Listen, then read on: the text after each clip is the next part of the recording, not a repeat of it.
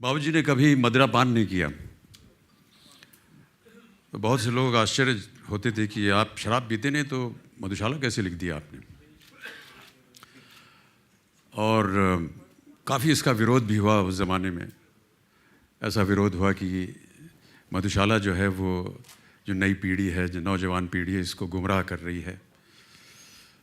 और बात होते होते ये गांधी जी तक भी पहुंच गई, महात्मा गांधी जी के साथ। तो गांधी जी ने बाबूजी को बुलाया और कहा, पढ़ो क्या लिखा है तुमने। तो उन्होंने पढ़ के सुना। उन्होंने कहा इसमें तो कोई खराबी नहीं है। तो बच गए बाबूजी, उन्होंने कहा। लेकिन ये बात उनको कई बार आती रहती थी कि आप पीते नहीं हैं तो कैसे लिखते हैं आप। तो बाबूजी ने अपने एक संस्करण में परिशिष्ट में लिखा है उन्होंने कि अचानक उनको याद आया कि वो कायस्तों के कुल में पैदा हुए थे। कायस्त जात होती है, पता नहीं आप में से कोई हो यहाँ पर। अच्छा, राजू श्रीवास्तव। तो कायस्तों के कुल में पैदा हुए जो कि पीने के लिए बहुत मशहूर थे और प्रसिद्ध थे। और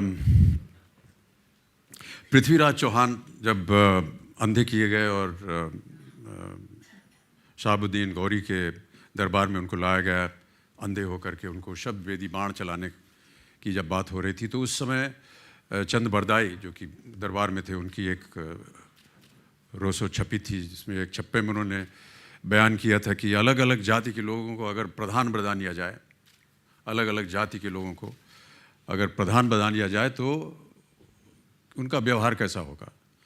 तो वैसे ही उन्होंने कहा कि ऐसे मन से उन्होंने सोचा, अभी याद नहीं क्या था वो रासो, कि क्षत्रिय होए प्रधान खाए खंडव दिखरावे। क्षत्रिय को अगर आप प्रधान बनाएंगे देश का तो वो खाएगा और खंडव यानी तलवार दिखाएगा। साहू होए प्रधान भरे घर राज थमावे। बनिया को अगर बनाएंगे आप प्रधान तो वो अपना घर भरेगा और राज किसी और को थमा देगा। और कायत होए प्रधान हो निसी रहे पियंतो।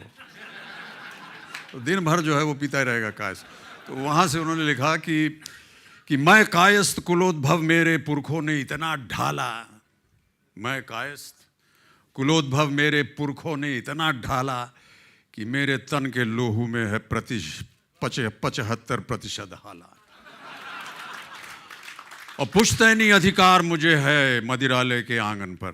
पुश्तैनी अधिकार मुझे है मदिरालय के आंगन पर। मेरे दादों परदादों के हाथ बिकी थी मधुशाला।